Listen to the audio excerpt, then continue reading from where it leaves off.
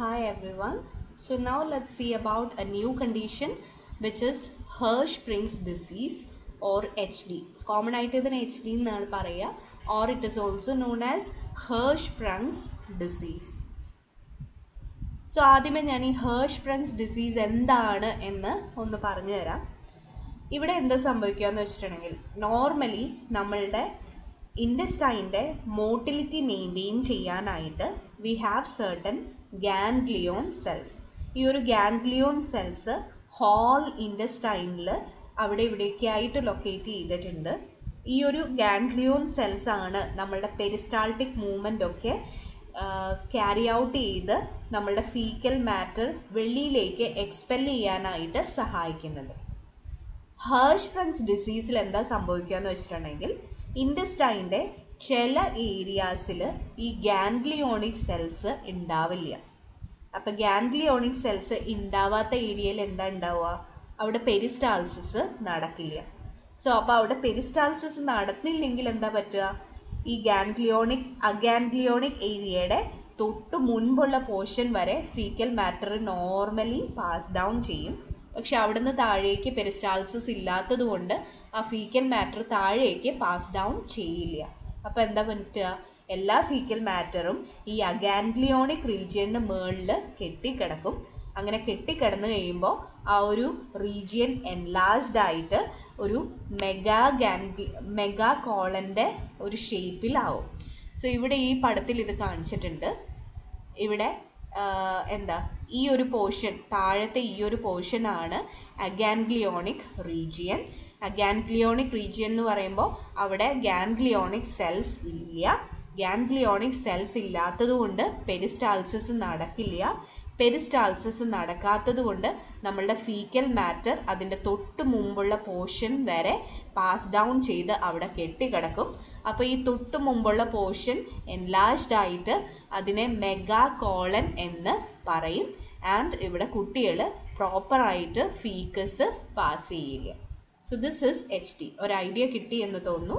ഹേർഷ്സ്പ്രങ്സ് ഡിസീസിൽ നോർമലായിട്ട് കണ്ടുവരുന്ന ഗാൻഗ്ലിയോണിക് cells which is very necessary in order to maintain the peristaltic movement is absent in few areas of the intestine. ഈ ഗാൻഗ്ലിയോണിക് cells ഇല്ലാത്ത സ്ഥലങ്ങൾക്കാണ് അഗാൻഗ്ലിയോണിക് region എന്ന് പറയുക. ഈ ഒരു പോർഷനിൽ പെരിസ്റ്റാൾട്ടിക് മൂവ്മെൻറ്റ് ഉണ്ടാവില്ല. അത് കാരണം ഫീക്കൽ മാറ്റർ ഇതിന് തൊട്ട് മുമ്പുള്ള റീജിയനിൽ വന്ന് കെട്ടിക്കിടക്കും. ആ റീജിയൻ എൻലാർജ്ഡ് ആയിട്ട് അതിന് ഈ പടത്തിൽ കാണുന്ന പോലെ തന്നെ വീർത്തിരിക്കുന്ന കാരണം അതിന് മെഗാ കോളൻ എന്ന് പറയും. ഈ കുട്ടികൾ നോർമലി ഫീക്കസ് പാസ് ചെയ്യില്ല. So this is Hirschsprung's disease. Coming to the definition, Hirschsprung's disease, it is a congenital condition that is characterized by the absence of ganglionic cells in the submucosal and meandric plexus of the distal small bowel, and it results in functional obstruction. So it is a congenital condition which is characterized by the absence of ganglionic cells in the submucosal and meandric plexus of the distal small bowel, and it results in functional obstruction of the fecal matter.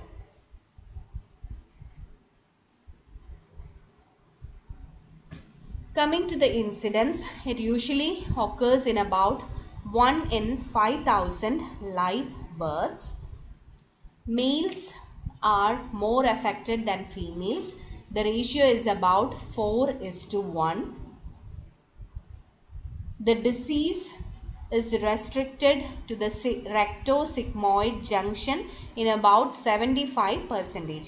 So നമ്മൾ പറഞ്ഞു large ഇൻഡസ്റ്റൈനിലെ ഏരിയാസിലാണ് usually അഗാൻഗ്ലിയോണിക് region കാണപ്പെടുന്നത്.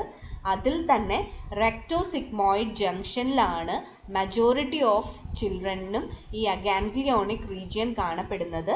That is about 75%. So the disease is restricted to rectosigmoid junction in about 75% of the cases. 20% of the children also have other associated abnormalities. So ഈ ഒരു അസുഖം മാത്രമല്ല, ഇതിനൊപ്പം തന്നെ വേറെ അബ്നോർമാലിറ്റീസും പല കുട്ടികൾക്കും കണ്ടെന്ന് വരാം. And the associated abnormalities R down syndrome which happens in 8%, cardiac defects 8%, genitourinary abnormalities in about 6%, and other gastrointestinal abnormalities in about 4%. So ഈ പെർസെൻറ്റേജ് ഒന്നും പഠിക്കേണ്ട, നിങ്ങൾ ജസ്റ്റ് ഏതൊക്കെയാണ് അസോസിയേറ്റഡ് അബ്നോർമാലിറ്റീസ് എന്ന് മാത്രം അറിഞ്ഞിരിക്കുക. Which is down syndrome, cardiac defects, genitourinary abnormalities and gastrointestinal abnormalities. Coming to the causes of Hirschsprung's disease, usually it is genetic in nature. So ഒരു ഫാമിലിയിൽ ആർക്കെങ്കിലും ഈ ഒരു HD ഫസ്റ്റ് ഡിഗ്രി റിലേറ്റീവ്സിനൊക്കെ ഉണ്ടെങ്കിൽ it can carry down to the future generation and the child may be presented with HD. So genetic causes can be there in the occurrence of the disease, Hirschsprung's disease. The next is there are certain proto-oncogenes which is known as RET proto-oncogenes. So ഈ ഒരു അസുഖം കണ്ടുവരുന്ന ഫാമിലീസിൽ അല്ലെങ്കിൽ കുട്ടികളിൽ genetic സ്റ്റഡീസൊക്കെ നടത്തിയപ്പോൾ it showed that there is a presence of a particular proto-oncogene which is RET. So RET proto-oncogene is strongly associated with Hirschsprung's by family studies. So ഇത് കണ്ടുവരുന്ന ഫാമിലീസിൽ കുട്ടികളുടെ genetic സ്റ്റഡീസിൽ there was the presence of RET proto-oncogenes. And these proto-oncogenes are located on the long arm of chromosomal 10. So these are the causes. There can be genetic causes. Genetic studies it showed that those members had RET proto-oncogene located on the long arm of chromosome 10. Coming to the pathophysiology of HD. So usually the craniocaudal migration of the neuroblast cells originating from the neural crest complete by 12th week of gestation. So ഒരു embryonic ഫോർമേഷനൊക്കെ നിങ്ങൾ പഠിച്ചു എന്ന് തോന്നുന്നു. So embryonic ഫോർമേഷനിൽ ആദ്യമേ നമ്മുടെ neural crest cells ആണ് ഡെവലപ്പ് ചെയ്യുക. ഒരു സൈഗോട്ടിൻ്റെ ഉള്ളിൽ കുറേ സെൽസൊക്കെ ഇങ്ങനെ ഒരുമിച്ചാണ് കിടക്കുക. And there is neural crest cells. ഈ ന്യൂറൽ ക്രസ്റ്റിൽ നിന്നും ന്യൂറോബ്ലാസ്റ്റ് ക്രേനിയോ കോഡൽ ഡയറക്ഷനിലാണ് മൈഗ്രേറ്റ് ചെയ്യുക. അതായത് ഹെഡ് ടു ടോയിലേക്കാണ് പിന്നെ ഫെർദർ ഡെവലപ്മെൻറ്റ് നടക്കുക.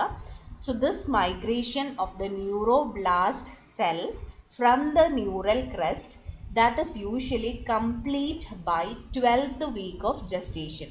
സോ 12ാമത്തെ ആഴ്ച ഒരു കുട്ടി അമ്മയുടെ വയറ്റിലാവുമ്പോഴത്തേക്കും ഈ ഒരു cranio caudal migration of neuroblast cells പ്രോപ്പറായിട്ട് നടക്കും.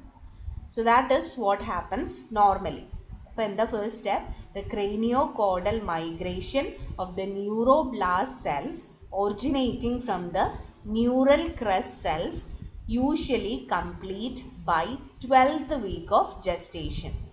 ഈ ഒരു പ്രൊസീജിയറിന് ഏതെങ്കിലും തരത്തിലുള്ള ഒരു തടസ്സം ഉണ്ടാവുകയാണ്, especially in the terminal intestinal region, it may result in an aganglionic segment.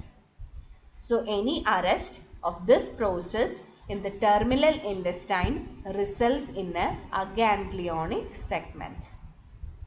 Aganglionic segment ഉണ്ടാവുമ്പോൾ എന്താ ഉണ്ടാവുക? It results in functional obstruction due to the lack of peristalsis, leading to accumulation of feces and gas proximal to the defect. So ഒരു അഗാംഗ്ലിയോണിക് segment ഉണ്ടാവുമ്പോൾ there is absence of normal peristaltic movement which may result in a functional obstruction, and there is accumulation of feces and gases proximal to the aganglionic region.